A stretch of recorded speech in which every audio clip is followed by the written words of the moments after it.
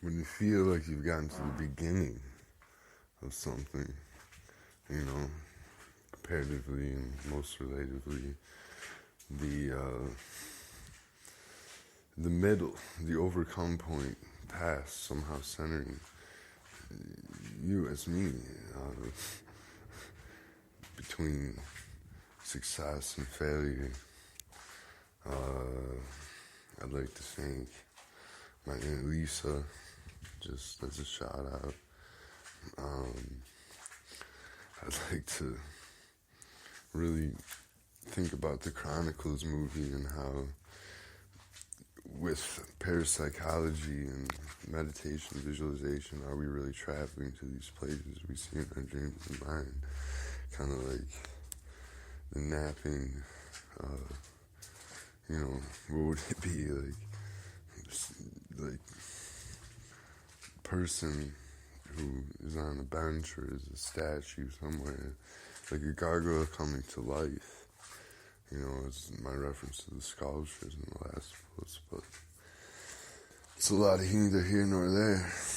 This middle point between good and evil, success and defeat, past it ultimately, overstood past it, that, you know, we understand why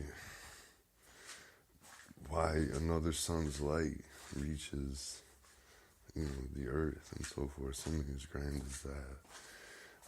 To put in context, to understand how Yule, Yi, and Gule connect, as in Gule, not like a ghost, but with Gule in that language, that could be like a ghost. And to get past the sort of underwater feeling of all this rapping is causing me, while I've been working on something besides it and finally gotten around to finishing this other part with the rap and Lapland languages and stuff. You're gonna wanna, you know, redecide as me, to put it in X-Men metaphor, not to be Wolverine, but to be, you know, kind of a Nightcrawler character, more specifically within this theater, like, what's his name? Cyclops, yeah. And you're gonna wanna, like, the two colors I see in my mind are red and yellow, and comparatively blue and purple.